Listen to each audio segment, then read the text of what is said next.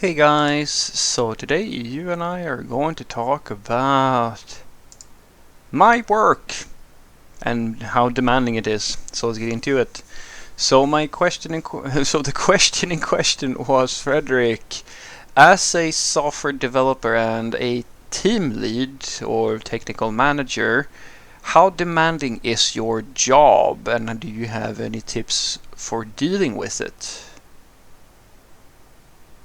Yes, and well, I suppose it depends on how demanding. Well, that's going to be hard to put on a scale, but uh, I would say that based on now, and I don't want to make this sound weird or anything like that, based on the average person who has my sort of role in the industry and the amount of work that I put into it, I would say that most would consider it fairly demanding. For me, it's not so demanding usually, but uh, that's more because I've how do I put this in a nice way? It's sort of like asking a person who works on the bomb squad or something like that. Do you feel that like is your job emotionally taxing? And sure, most people would say that working with explosive devices and so forth is emotionally taxing. But for them, it's sort of like you've done it so much and so long that it's sort of you built up the strength to kind of deal with that situation. Or like a doctor who sees blood every single day. It's no, sort of, or a soldier or something like that. For a normal person, it's going to be a very taxing experience. But for them, sure, it can still be taxing. But I hope like they build up a resistance to it, or being like an operations person where everything's always on fire and all the environments are always crashing, well, and you're on call all the time. Sure, for most people that is not a nice experience, but when you've done it to the point where it's sort of like fitness in a way, like it's a certain level of stress or a certain level of like problems, but when you've learned how to deal with it in a constructive and sort of balanced way, it doesn't really feel that way. Some days I'm absolutely stressed and so forth, but it's usually because it's really not because the work itself is, in my opinion, not something I can handle. It's actually down to well, usually it's the incompetence of everybody around, of other people that causes that problem. But that's mostly because uh, the environment, it's sort of the thing that you will learn fairly quickly when you work in software development. In the beginning, that transition is very difficult for younger software developers because you have this idea that you can code away your problems. You cannot. That only works as long as you are the only one who's working on the project, or you have no restrictions or anybody telling you how something should work, or etc., getting in your business about things. Like it's sort of like the whole capitalism versus socialism, or like other systems where, oh, the government is messing up my business or telling me how I have to run it, etc. It's exactly the same thing. Everything is sort of easy when nobody is forcing you to do things in a way you don't want to do them. And I have, of course, the same sort of situation when you work as a team lead or something like that, because I've done it for enough times now that it's almost boring at this point. It's fulfilling work. It's just that setting up a team, setting up a delivery system, or like how to deliver software in a quick and efficient way, the quality checks, expectation management, documentation, like all these sort of things that a healthy software team needs. It's like I can do this in my sleep. So that's not very difficult. The thing that is always demanding, on the other hand, is the people around you who may not have done all those things, or like done it a million times before, or so forth and so forth. And that's where like the mentorship, if it's my own team members or things like that, where I have to coach people, that's one part of it. But a lot of it is also dealing with stakeholders, in like everything from customers to different managers and people who have very different ideas. It's the people part that usually stresses you out, because as I said, like you have to maneuver this environment where people come from different backgrounds with different skill sets, and it's very, very demanding in a sense, even after you learn how to do all these things, to find that balance between to find the personal calm and kind of de-stress things. I mean, I would have hated to think how much stress a product owner, like a PO or someone like that, who is like, they're always in meetings with everybody all the time and like continuously forced into this situation where like things are moving and changing and so forth all the time, and they have to like sync with people, like be in meetings, prepare for meetings, and like communicate to all these people. Nothing can like effectively be done because they never have time to do anything, because they have to be like a go-to for every single question that you can possibly imagine. You can't just focus on doing something. You have to cater to all of these different people who are a part of your ecosystem, if that makes sense, but they're not really as well informed as they should be about certain things and so forth. And that is the thing that is usually very demanding. And the way that I deal with this is actually very simple. I create a foundation. I approach running my team in exactly the same way as I approach like running a business, or I approach anything like that. And that is to realize that having other people in my team know the same things that I know and so forth and so forth is not really a risk to me. There are these people who feel like they have the hero complex. They want to be the go-to for everything, and they want to be like the person who has all the answers, and they're so important to the team that, you know, they can never because they're sort of trying to, one part, feed their own ego, and another part is that they try to make themselves such a strong dependency that they're not going to get fired, which is just hilarious to me, because that usually doesn't work. The way you should, in my opinion, that's the way I do it at the earliest, approach the problem, is to create it's sort of like, think about it the same way as how people talk about passive income.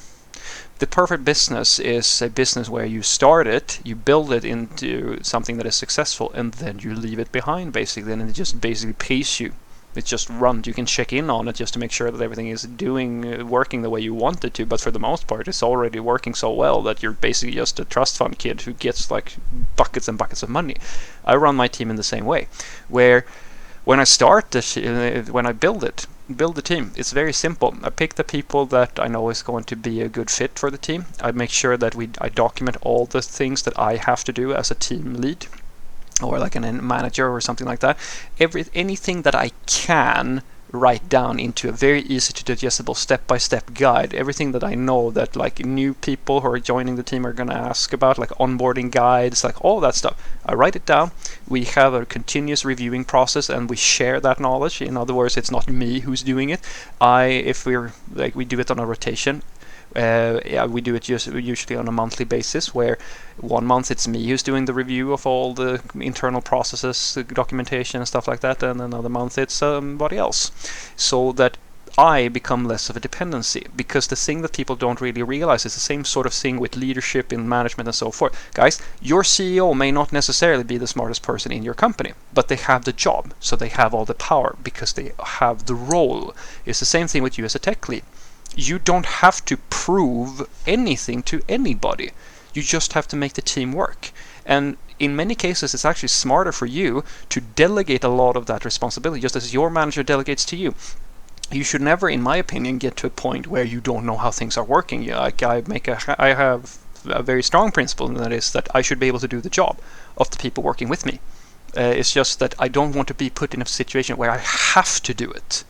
Because if I have to do it, then I don't have time to deal with the thing that is really demanding, which is, as I said, all the meetings, all this other stuff. Because, as I said, as the higher up you go the food chain in any company or anything like that, the less time you have to focus on just the thing that you want, like the coding or something like that, because more time will be taken towards just aligning and syncing and preparing and administrating and like all of this other stuff, and you can't control that because it involves other people.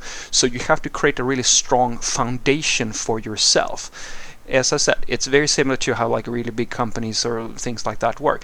You have to create some level of autonomy and stability in your team setup, so that you don't really have to worry that things shut down if you are in another meeting or you're not available or something like that. It's just going to continue running, and then you go in and check, oh yeah, things are going well, etc., etc. And that is, as I say, in my world, a good team lead is the exact same thing as a sergeant or a drill sergeant or something like that. Your job is to set up your squad in such a way that if you are not there, or if you get shot, quote unquote, or they're on vacation or whatever, they can still complete the mission. That is the perfect level, and some people think that that is weird because that means that they don't need you, but that's the goal. The goal is that, because you're not going to get fired if you're doing a good job, because all those meetings and all that other stuff, your developers are not doing that. They're focusing on the coding, they're delivering results, and guess who's going to look good when they are delivering and you are the face of everything? Well, you're going to look good if that is something that is important to you. So try to get out of that space where you want to be the hero or the only person who knows anything, because I promise you, you are not going to be able to scale yourself to the level that you're going to need in order to make that work. You are going to collapse sooner or later. So don't even try to be the one person who knows everything. So what I want you to take away from this is that my work, I would say, is fairly demanding for most people, but not for the reasons you might think, because the software development part and so forth it's the same thing I've been doing for years, and the people skills I've developed over the years as well, where it helps a lot if you have a fair bit of personal stability and you have a leveled head and you know how to deal with people and have strong communication skills. All these things matter, but the main tip I can give you is that you have to build up a situation where things are going to run smoothly. As I like to say, my personal ambition is to be the sheep herder of my own little pen of sheep. The people within the sheep, within the pen, who are my developers and my QAs and like all the people who work with me, they're my flock. I know that if I create a little fence around them, just a little fence, so that we have some type of border where I know that this is a good fence, it's our delivery pipeline and like all these things that I need to make sure are happening in order for us to get a good end result. And as long as everybody stays within that pen, together with me, of course, because I'm part of that as well, then everything's going to be fine. So we're going to produce exactly what we need, etc., etc. And when I can trust that the fence is there, this little pen, I can focus on doing the thing that usually takes a lot, and which you can't really plan for all that much, which is all the meetings and all the sync-ups and like all the stakeholders and all the people who want things, etc., etc. But that is secondary. The first thing is to get that foundation in place as quickly as humanly possible. Once that is done, and you know that your team has organic knowledge sharing, and you know that you can go on vacation because all the other developers, they know where everything is, they know how to run the systems, they know how to check the logs, they know how to check the databases, etc., etc. Well, then the technical part, which is their job, is taken care of for the most part. And the only reason you have to be involved is if there are decisions to be made or some type of leadership type of situation. And of course, when you do have time to actually not be in meetings, well, then you just sit down and pick up the next story, just as one of the other developers. That has worked very well for me, and it scales up to, I would say, most sizes. Have a great day.